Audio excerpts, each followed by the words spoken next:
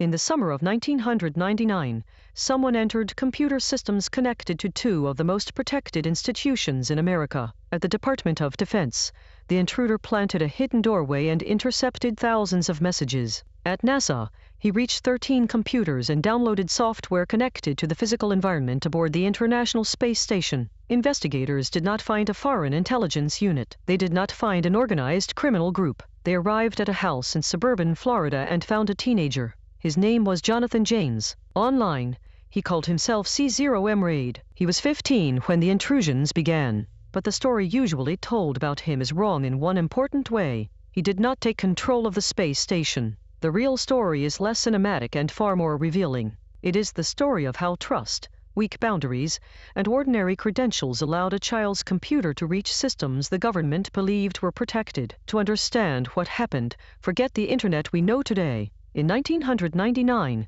there was no universal multi-factor authentication, no mature cloud security industry, and far less visibility inside large networks. Government systems were rapidly connecting to the public internet, while many of their security practices still belonged to an earlier era. Jonathan James grew up near Miami. Like many technically curious teenagers of the period, he explored networks from a home computer. Exploration, however, is not authorization. The moment he entered systems without permission and installed tools to preserve access, curiosity became a federal crime. The target that brought him to investigators' attention was not the Pentagon in the Broadway headlines often describe it. It was a server associated with the Defense Threat Reduction Agency, or DTRA, Department of Defense agency concerned with threats from weapons of mass destruction and other strategic dangers. According to later government summaries, James installed an unauthorized backdoor on a server in Dulles, Virginia. A backdoor is exactly what the name suggests,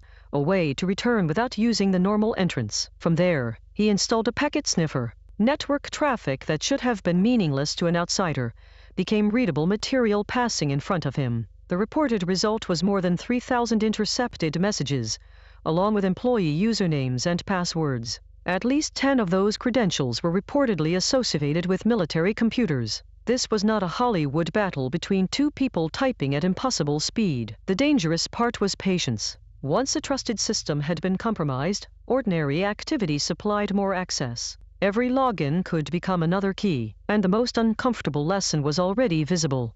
The attacker did not need to defeat every machine. He needed one useful foothold inside a network where systems and people trusted one another. The investigation also connected James to unauthorized access at NASA Marshall Space Flight Center in Alabama. The documented account says he entered 13 computers and downloaded software packages valued by the agency at approximately $1.7 million. The software supported elements of the International Space Station's physical environment, including temperature and humidity in its living space. That sentence has grown into a legend. A teenager hacked life support in orbit. But the available record does not say that James changed the station's environment, took command of the ISS, or placed astronauts in danger. It says he downloaded software supporting those systems. The distinction matters. Exaggeration makes the story easier to sell, but it hides the actual failure. Sensitive operational software was reachable from systems that an unauthorized teenager could enter. NASA reportedly shut affected computers down for 3 weeks to inspect and repair them, at a cost of about $41,000. The dramatic event was not a space emergency. It was the realization that the agency could not immediately trust its own machines. On January 26, 2000, investigators arrived at the James family home. Reporting from the Miami New Times describes agents connected to the Defense Department and NASA joining local police. Computers and storage media were removed from the house. James later admitted responsibility for the government intrusions. At 16, he received a juvenile sentence that included restrictions on computer use, probation, and detention. He became widely described as the first juvenile in the United States incarcerated for computer hacking. The punishment made him famous inside a culture that often treated access as a measure of skill. But fame changed the meaning of the story. Headlines compressed different agencies and different systems into a single phrase: "The kid who hacked the Pentagon and NASA." That phrase survives because it is memorable. It is also technically imprecise. The myth says one brilliant child defeated America's most secure computers. The record describes something more systemic. First, security was uneven. A famous institution can contain thousands of machines administered by different teams, carrying different levels of risk. Its name does not make every server equally protected. Second, credentials multiplied the damage. Captured usernames and passwords allowed one access point to become several. The weakness was not only software,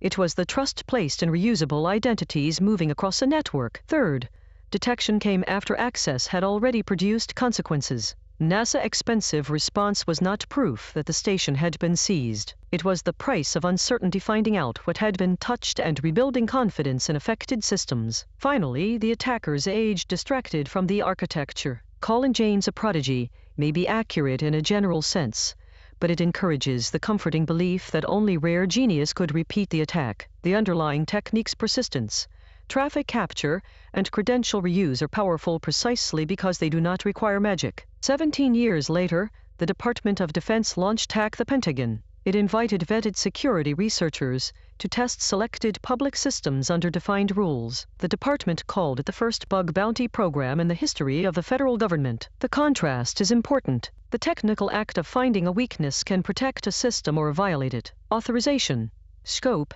disclosure, and intent determine which side of that line a researcher is standing on. Modern bug bounties do not erase the risk of intrusion. They acknowledge a fact the James case had made painfully visible.